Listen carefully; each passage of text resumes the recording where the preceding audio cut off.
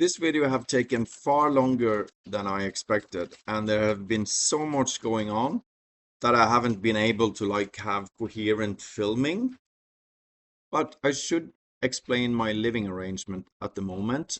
I've moved away from my house in Bayonne. I'm trying to sell it, and at the time it's rented out to a company.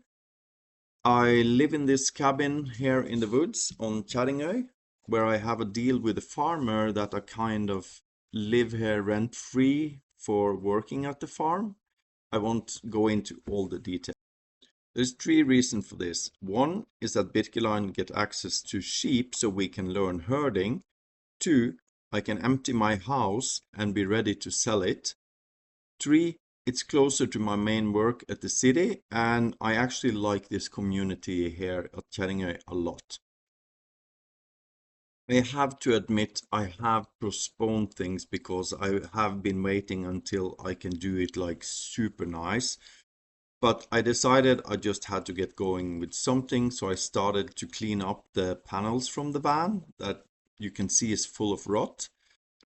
I did that with a steel scrub and some power wash, and that took away at least some of it, and I just started painting the panels. The interesting part is that I think I will actually not use these panels in the van. I will go for panels that will cover the whole wall, because these panels kind of go into the contours of the car, so they don't go over the beams and stuff inside the car. It was a tedious process, and I kind of had to do it while also cleaning the barn and doing other stuff.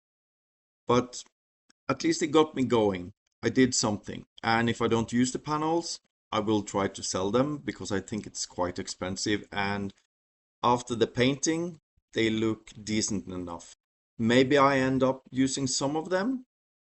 But again, at least I got going doing something. And the learning process should not be underestimated. I haven't done much of this type of work, so I learned a lot about painting and how to get a nice surface and what is paintable or not. As you could see, the small grooves was really hard to fill with enough paint. But let's see what I decide when I have started insulating the van and know how the bed would be. The second thing up was improving the conditions for the boys, and these cages are driving me insane because they are so difficult to open and close, and they take up a lot of space. Also, I got all this moist in by the side door. So I got this super fancy, high quality cage secondhand, and I moved the drawers to the back, so I have all the wet equipment and the dogs accessible from the rear, and I'm not dragging all this moist and shit in by the side door close to the driver's cabin. Also, I think it should be a pretty small job to make some kind of lid here in the back, so I can actually get the boys out from the inside of the car when they have dried up, which is going to be a huge improvement. My original plan was to build some super fancy cages from extruded aluminium. That moves me to the next thing, the shore power. I have been waiting and waiting and waiting to do this, and a friend told me you just have to do it. I got to hit off some other things, changing the light bulbs. I upgraded them to some expensive ones that gave me a pretty decent light. Of course, I want a LED bar with time, but I need to just start hooking off stuff to get the van up and running. It's not going to be super perfect. It's not going to be what I dreamed of, but I can't postpone things anymore. I just need to get it up and running. I also changed the starter battery of the car. I have postponed this for ages because I had so many plans on what I was going to do with the electrical system, but there is going to take ages before I can afford to realize those plans. So, of course, I didn't have a vacuum available, so I couldn't clean up that. And then I found some more stuff with the wiring on the car that is retrofitted, but just super shady. It took me for ages to get the diesel heater up and running again after I started switching around the cables and tried to change some of the bad wiring. But again, I started to move somewhere, and this is where I really need to continue just to move on, even if I have to redo it later. Again, it's a lot about the learning process, and my plans are changing all the times.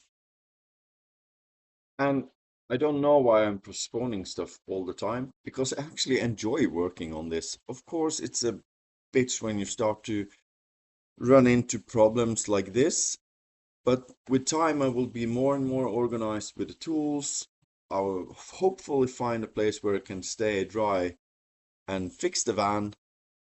But again, as I'm learning, I'm getting more organized. It gets easier and easier and easier to do this stuff, and it feels so rewarding on the aftermath. As you can see here, a lot of shady wiring, so I probably will have to pull out a lot of the retrofitted wiring from the people who had the car before me, but that's going to be fine. This is the mess I ended up with, but it works. I have a battery charger that keeps the battery fresh when it's cold, and the diesel heater is working, and I get my anchor solids charged. So the next thing up now is going to be the fan, and I will explain about this in the next video. And again, I hope that will be a little bit better filming and better planning. I've actually bought two of these fans because I thought this was too crusty to be fixed. But that's life, and let me show you.